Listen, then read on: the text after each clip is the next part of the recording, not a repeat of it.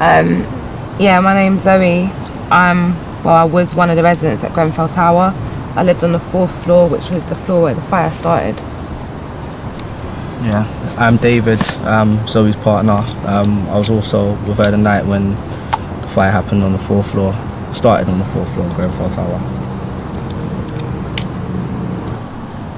Kensington and Chelsea, so you're either one way or the other. For me, personally, you're either in Notting Hill Gate in a rich house, or you're in a building like Grenfell.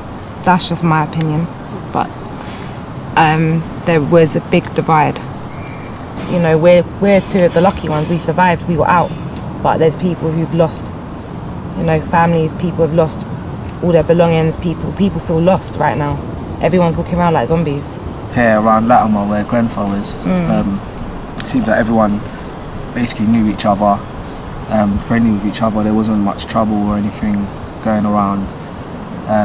It was nice. You know what I mean, the area was, as the community, were quite close. It's more of the lower class people that live around here. But everyone looks out for each other though. That's one thing. Yeah. Everyone always looks out for each other. So, like, even like my neighbour, well, my previous neighbour, if I go on holiday, I'll knock her door and say, can you watch my house for a week? So everyone looks out for each other, yeah. How was it for you on the night it was happening? We were actually asleep and we got woken up by banging on our door. We didn't go out straight away. But then I phoned my other neighbour who said, are you indoors? I said, yeah. She said, get out. Yeah, put your shoes on. I just literally took my phone and my key. I've still got my keys in my bag. When I was walking down that fire exit, I didn't know that was going to be the last time I'm leaving that building. Like, no one knew what was about to happen. Come. Quick. Hello, here. Come in, you're gonna... Look, because the smoke is coming. I just remember feeling heat, like I've never felt before. One of the worst things as well, they was telling people to stay indoors. Yeah. Do you know what I mean? We used to see that sign by the lift every day. If in case of a fire, stay indoors. Yeah. But, that's why I went back in. Yeah, that's why we went back in. And then I phoned my neighbour and she said, no, you need to get out. When we got downstairs, when it started to spread, it was absolutely boiling. I just remember, like, that's why the police kept pushing us back, because I remember one officer said something like, you know, if this building collapses, everyone's in danger. Do you see people I saw trying to jump firsthand, out? I saw a baby, a mother, I'm assuming, was at the window. She was gesturing with body language for somebody to catch her baby. She was about to throw the baby, which she did. She wrapped the baby in some sort of covering or blanket, and she threw the baby. This was from about the 9th or 10th floor, and a gentleman who was standing beside me ran forward and grabbed the baby, and then her shadow disappeared back indoors. People still up there that haven't been taken out yet. It's people's families, people still classed as missing. People that we saw every day, like in the lift, holding the lift open to them, helping them, you know, with the door if they got shopping. Like, the amount of all the missing posters, I recognise every single person. I might not have spoken to you, but I recognise every single person. Yeah. To just think, like, you know, maybe 2 days ago I walked past them and now they're gone. It's just... Some kids are lucky that they won't remember this as such, apart from in pictures and videos they might see as they get older. But do you know what I mean? For the ones that did make it out and are able to remember everything, do you know what I mean? Like, I saw a couple of the girls, or there was a girl that I saw that went to school the next day and done her GCSEs in her pyjamas, do you know what I mean? Yeah. Stuff like that, she's going to remember that forever. Well, I lost everything. The only thing I took with me were my chemistry notes and the clothes. The jeans and the shoes I'm wearing now. They started putting some of the works in the block after the cladding, like the gas pipes and stuff. The locations they put the boilers and the gas pipes, and the way that even whether it's council or TMO, the way they let them get away with where they was putting stuff. That's criminal. You know, you can't put a gas boiler right by the front door.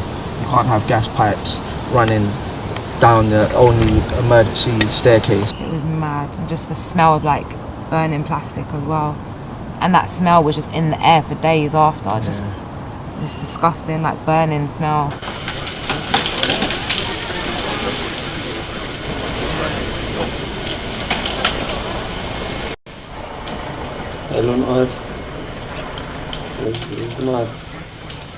My whole body was shaking at the time because just thinking of what they're going through. And what hit me as well was like there was I think she was a little girl standing out the window. She was screaming help, help from the bottom of her voice. That actually got to me. I thought it was one of ours actually calling for help.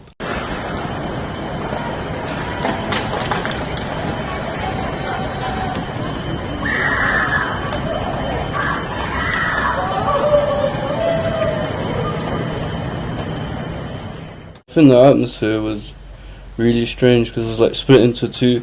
Like all the residents and the members of community were actually really scared. People like fainting on the floor, pouring water over each other, praying. But then the other half, like police officers and whatnot, they were very calm, like smiling.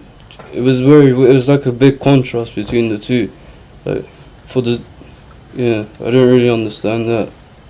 It took me a good like 15-20 minutes to actually get in contact with my sister-in-law. So, yeah. She said the fire engine people actually came and said to us, we're going to be back for you. So when I heard that automatically I thought, yeah, everything will be alright, do you understand? Called her back. The second phone call, like when I said hello, she's like, yeah, she was literally crying on the phone saying that the fire's come in, basically. So it's caught on to the settees and everything. So I'm thinking these people that said they're coming back, they ain't come back. So I thought about it and I said to her, like, obviously I thought if I tell her to go out, that's gonna be, if something happens, if they leave the house and something happens, when they told them to stay in, that would be on my head if something happened. But I thought, you know what, I might as well just, at the time I thought. So I told her, you know what, just wrap up the kids, whatever, do what you have to do. So I've called her back, she's like, yeah, look, we're at the neighbour's house, but the man, he is actually going crazy and he's trying to jump out the window. And the kids to witness someone trying to commit suicide, like, basically that's what it is. He's trying to jump off the 18th floor. The last phone call I actually had with her was just basically get out of the house. And that's a woman with her 3 kids, so imagine how she was feeling at that time, innit? She's left and she's headed for the corridor. She's like, listen, like, we're going down now, and then the phone cut off. So that was, I lost contact after that, and like, that was it for me. Like, that's when I actually just lost it, because I thought, that's it now, innit? They've left it, something must have happened at that time. Then me and him, because like we was hopeless at the time, we thought, you know what, we might as well die. We'll die trying to save this to save the family, yeah? Or we can just sit here and just be like idiots and not do nothing, basically, innit?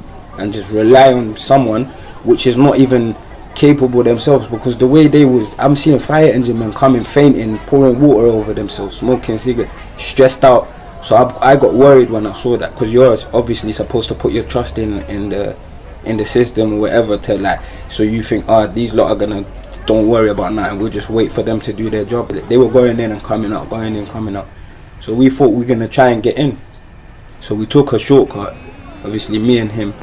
We've gone through the back of the building into another block, and that brought us right outside opposite the block, like on like a rooftop, but it's not high up, and we was right opposite the block. Literally I'm just seeing bricks on bricks just falling down, like fired, burnt bricks. It's just, I can't even explain it, and plastic.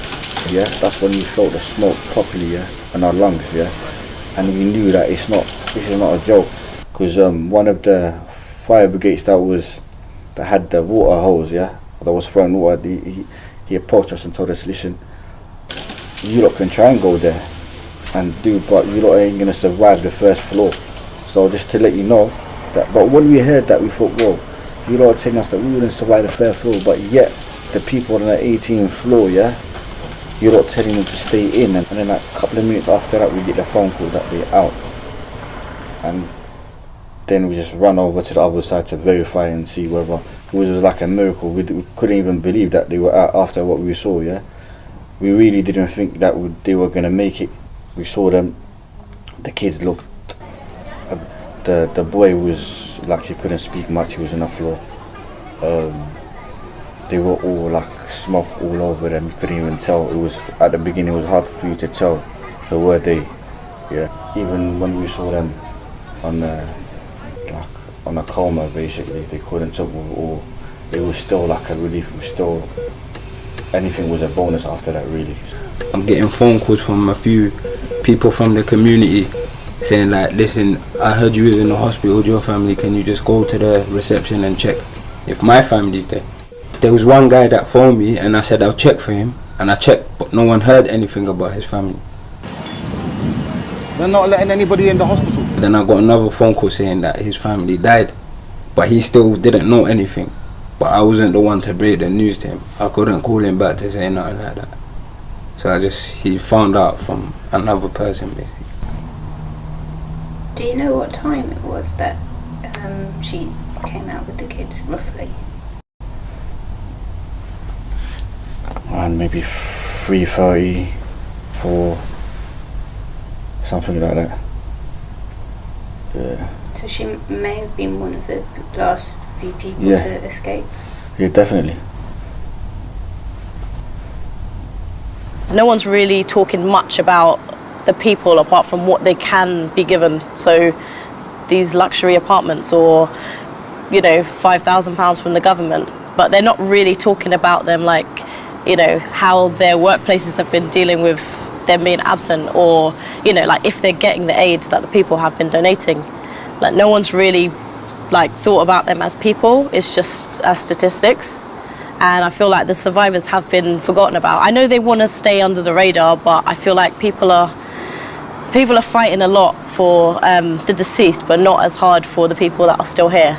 We're deteriorating. We're mentally and physically deteriorating, and we were living happy lives. We were businessmen, businesswomen, workers, taxpayers, you know, contributing to the society. How do you feel if you're sleeping in your bed and all you can see is like dead people?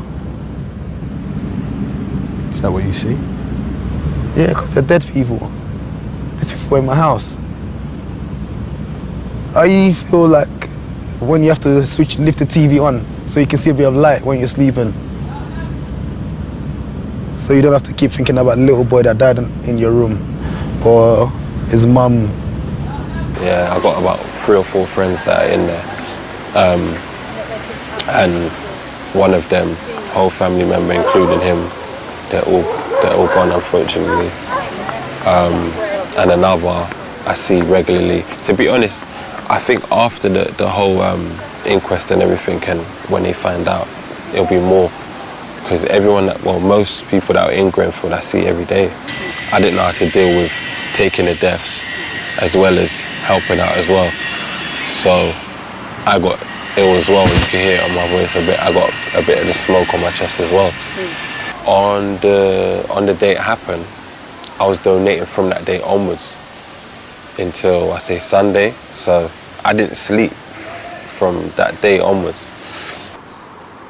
It kind of hit me more so the seriousness when I was walking past, just past Latimer Road station, and I hear a man screaming, "Help me!"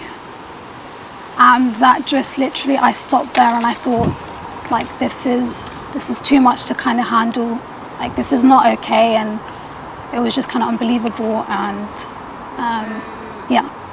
And then you kind of turn to this building, which is completely engulfed in flames, and it's surreal, and it's kind of just something that you never thought you would experience in your life, but you've seen it. And we managed to get a lady, a disabled lady, who had just come out of the fire with her 3 children and her husband. Their family members whose whole life has just kind of completely turned in a blink of an eye, basically. I'd just like to add on something, please. This is a picture in the paper which we believe is our sister holding some form of cloth, trying to get the attentions of the fire service to say that they're still in the building, and that's her husband next to her, 22nd floor. The shock of seeing how bad the fire was, because I've never seen something on that level. I don't think many of us have seen that, like in this country, not even in London, just like across the entire country, we haven't seen anything like that. I couldn't understand, like, my first reaction was, why has this happened? How has it happened? The entire block was on fire, and I just couldn't believe the scale of it. like walking on Westbourne Park Road, you could see it from far.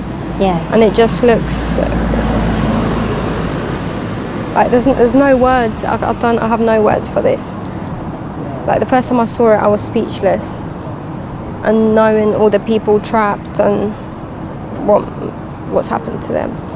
I want to talk about my friend who I know, who I've grown up with, who also knew Khadija, and we all went to the same school, we all grew up together, and she herself, you know, suffers with her own issues, and having one of her friends that were from her classes die so tragically, it's just sent her, you know, anxiety through the roof.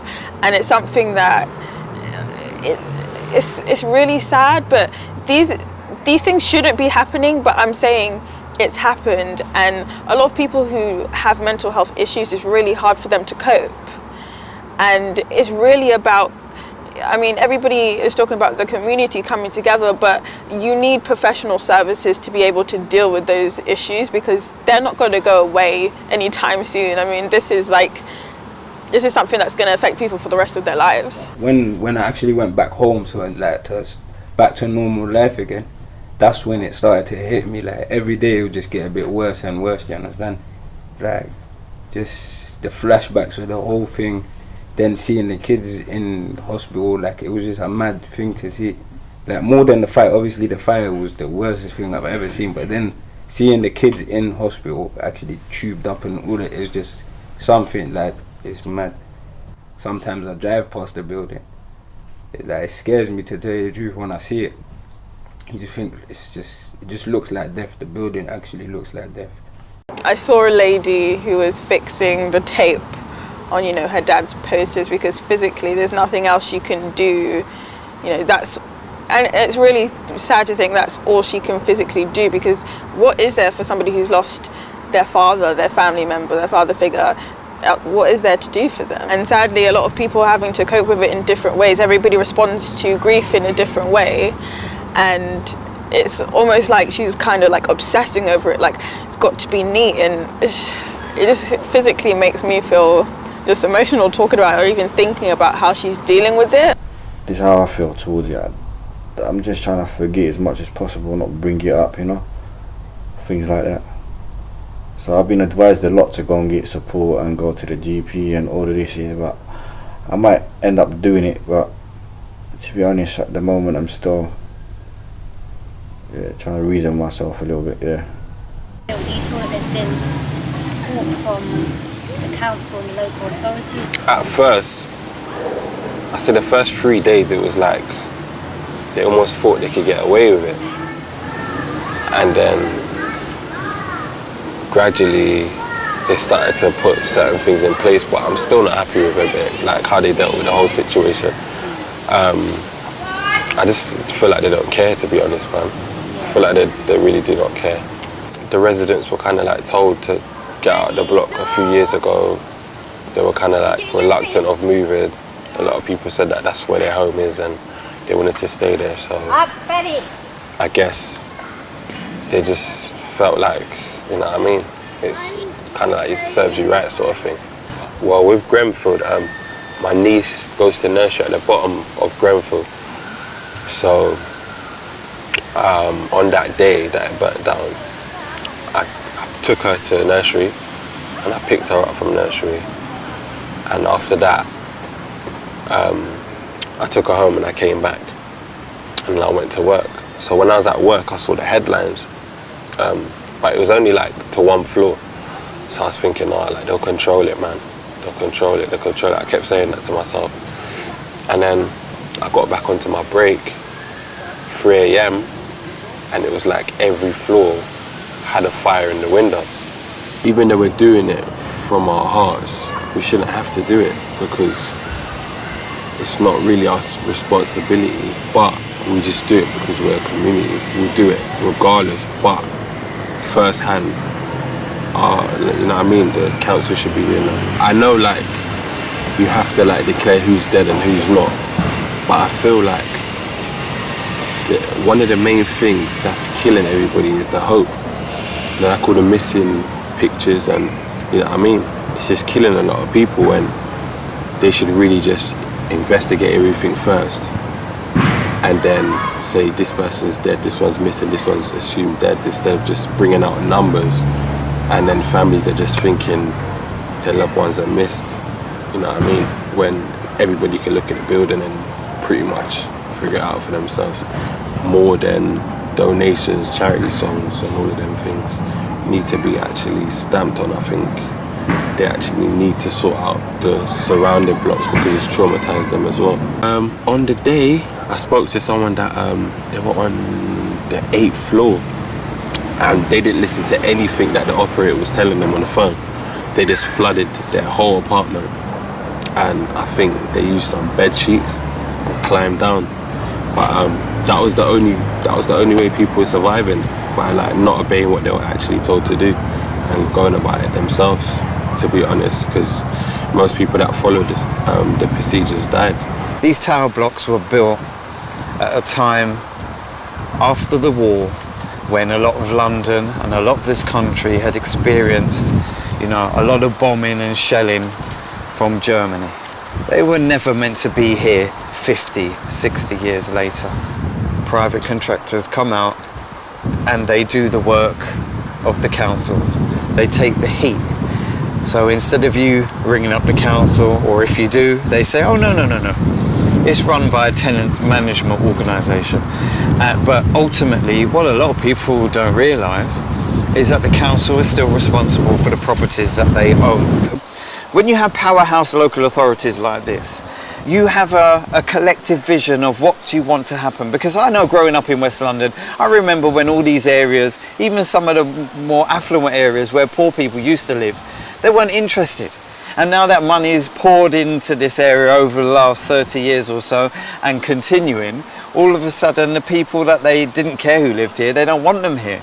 And this gentrification process is disgraceful. And it's so obvious and it's so blatant. You know, people's lives are still at risk. It's the fact that, you know, they're kind of separating, they're kind of fueling this separation. You know, people are saying us and them, and they're making it like that. Majority of who were living in the building were of Moroccan descent, of Eritrean descent, Somali descent, and you've got like a mixture of minority, you know. So it was evident that there was like a clear divide in that sense as well, because these people obviously were, you know, like immigrants to some degree, but it's not fair to say that, you know, they deserved any less than proper accommodation. That block is a prime example, which had so many people who, you know, English wasn't their first language, and they were just chucked into this place and just left there like we're doing you a favour. You know, many of them have seen things that none of us have endured. They've seen war, they've seen family members murdered in front of them, they've you know, endured famine, you know, all sorts of things. And then we bring them to the West where we are meant to be bright and shiny and fantastic, and we then don't look after them. I think people have a misconception about most people that live in social housing, and they actually believe that once you live in a council flat, or if you live in a council estate or an area, or any social housing in that sense, that you're someone that is unemployed or sponges off the government or sponges off. Me personally, I could talk about myself. I've never claimed job seekers allowance, for example. So after this event, when they're saying, oh, you can claim job seekers allowance, I'm like, JSA, and I'm like, well, what's JSA? Like, I honestly didn't know what JSA was.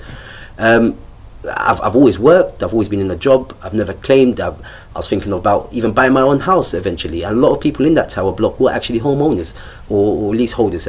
Especially our community are hard working people, are grafters, people that have started from nothing, built up their own businesses and very successful in life. We as a community, we stick together and we help each other, and I ain't gonna sleep if I know my neighbour is sleeping hungry, and that's the attitude that everyone has. I think it goes in line with the whole rich and poor divide that everyone keeps talking about in the area.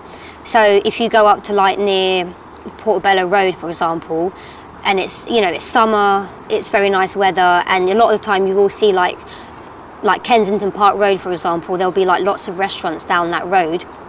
and people will be sitting outside in the summer having their dinner, having a drink, which is obviously nice, but when you saw that, and then 5 minutes down the road, there's protests, there's vigils, there's people crying, there's people, you know, boxing up clothes and things like that. It was a total contrast, and you kind of, I don't know, you kind of thought, you felt a bit, oh, should people, it's so weird, should people be doing this? Should they be eating out in the area when something down the road, like really tragic, is going on? It's weird, because, you know, they're just sort of living their life, but at the same time, it looked like they didn't really have a care in the world. But the community has held it together on their own. They haven't had to rely on anyone else. They've all just got together and worked together and relied on each other to just sort of keep things going and keeping people sane and alive. And it's important not to have any violence, or people start fighting with each other, attacking each other, or even, you know, when Theresa May came here and she kind of got heckled after she came out of the church. You know, I get it, but at the same time, she's still a human being. I don't think that's the answer. You know, she's an older lady as well. It can be, it's obviously, you know, she's got a tough job, and she signed up for that, but at the same time, she's still a human being. I'm proud of the youth, to be honest. I'm proud of what, you know, my fellow youth, you know, have done, because without them, a lot of people's voices would have not been heard. You found that the community was at the forefront of this disaster. The community were there not only to support us after the fire, but during the fire as well. And the people that were mainly there on the night from the community were these same youth, these same 20-year-olds, 19-year-olds, 22-year-olds, 25-year-olds. So we haven't heard nothing being said about these youth that were there. I had, I don't know, 5, 10, 20 people trying to save my family on that night. A lot of my friends were there as well, and when they found out that I had family in the building, they did. You know, everyone was trying to do their part and help out. Yeah, and my friend, advice. His mum and dad were there. I think they were on the 20th, was it? Yasin, 23, 24 or something. Yeah, he ended up going inside. He ran upstairs and then, he didn't come back down. He just, He didn't make it down. He didn't make it back down. He said my mum was in there and he just ran in. I don't know how he got in, but he ran in and then he didn't even come back down. These people are raw, the emotions are raw, and it comes across more so from the youth, I think. Do you think that people are afraid of the youth? They shouldn't be, because I think the youth are just, they're wise. Like, a lot of people won't think that, but they're knowledgeable. You know, I'm knowledgeable, you're knowledgeable. You know, a lot of my friends are just knowledgeable about everything, and getting insights from these people, you learn a lot. Things that I've learned along the way, like food, for example, perishable foods. You can't just put perishable foods into a box and send it to storage, because that's what happened to us. We sent it to storage and it got sent back, and I'm thinking, but we've done all the right things. We've labelled it, we've sealed it, we've put tins together, boxes, so what's wrong? And they said, well, you know, when it's in storage, the mice are going to get it. It needs to be in plastic containers. And you just think, oh my gosh, yeah, of course it does. But without any sort of leadership or any protocol or any bullet points, you don't think 10 steps ahead until that problem meets you, and then you solve it there and then. One girl who was being interviewed has said that they wanted to come and protest and have a discussion or talk to someone who is responsible, but they were leaving from the exit. The people who were responsible were leaving from the back exit, and that just fueled anger so much more. I think the misconception as well of like the fact that these people are coming from certain areas and they might bring certain, you know, antisocial behavior even. Obviously I don't want to say it because this is my area, but this is sometimes what is, you know, kind of thought about with certain people, and it shouldn't be the case. People just wanted to dialogue. People wanted to know what was going on.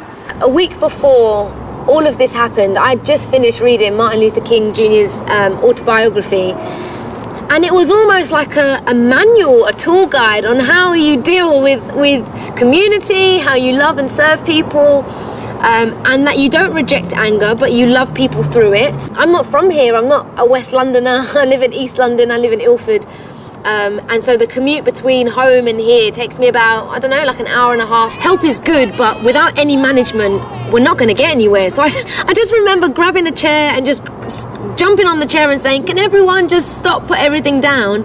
And people just looked up to me, and I just thought, oh, right, well, what do I say next? And I said, right, there's going to be non-perishable foods coming that needs to be sorted into boxes. You've got manpower, but ladies would probably be better to sort it all, you know?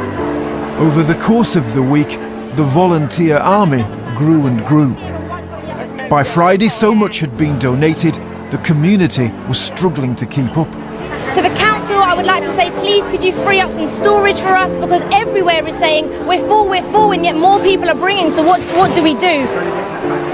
I've been here since the beginning, and one of the amazing things about what's happened here is the way the community has pulled together. And you just can't simply say, okay, I'm not going to come today, because you are a body which holds the contact numbers for vans or holds the contact numbers for warehouses, and the minute you step out of that role, there's a void there that unless you have passed the baton on to the next person, it's difficult to just go back to work. First day I came down when it happened, it was really, really strange because there was loads of people here, and it sounds weird, but it was positive because so many people were supporting each other.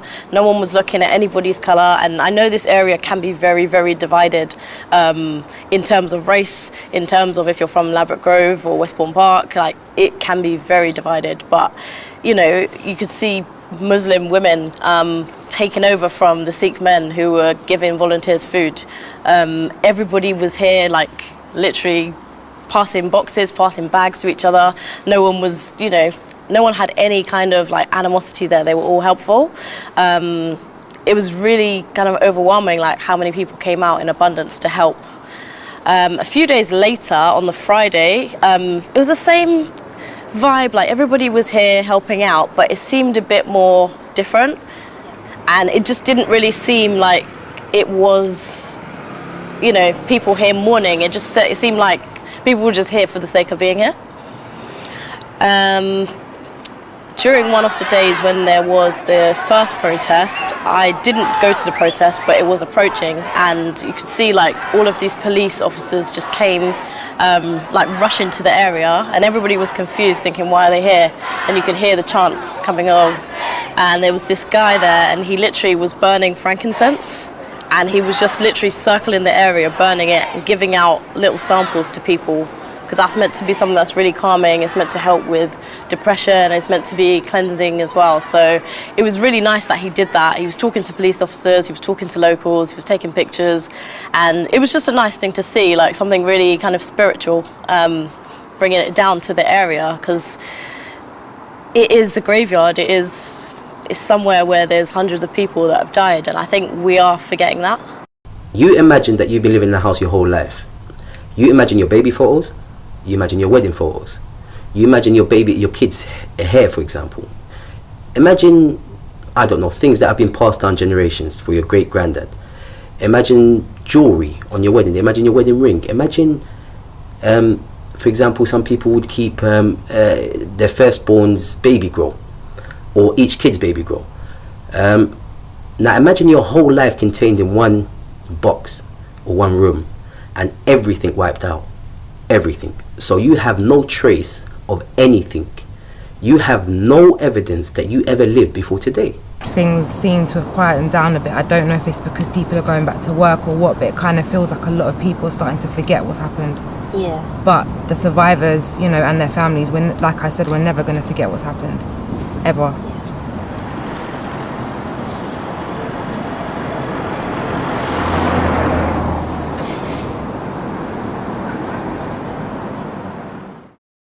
Picture in words. Live, laugh, love, Grenfell Tower. Flags, I love you. England and Morocco. Clip, clop, horses, hooves, poo and pee. 3, 4, 5, 6, 7.